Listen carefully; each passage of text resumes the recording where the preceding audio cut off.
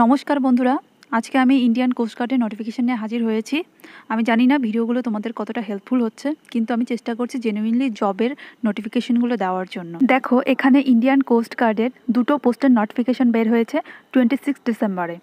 First পোস্টের নাম Indian coast guard assistant, second পোস্টের নাম leading hand fireman.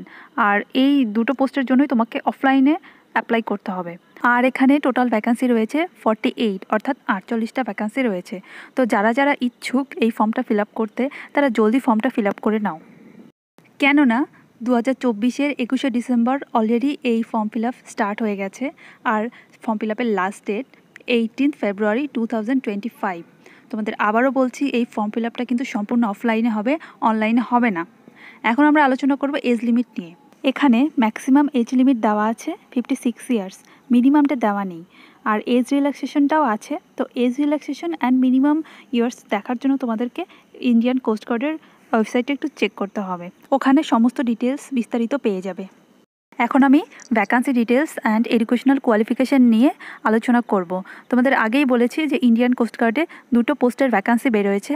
First post অ্যাসিস্ট্যান্টের ভ্যাকান্সি 34, অ্যান্ড এখানে এডুকেশনাল কোয়ালিফিকেশান লাগবে যে কোনো degree. Second leading hand fireman, এখানে ভ্যাকান্সি 14টা, আর এখানে এডুকেশনাল কোয়ালিফিকেশান 10th লেভেল, মাধ্যমিক পাশ হলেই হয়ে যাবে। তো যদি ভিডিওটা ভালো লাগে, লাইক, সাবস্ক্রাইব অ্যান্ড শেয়ার করে দেবে। Thank you all.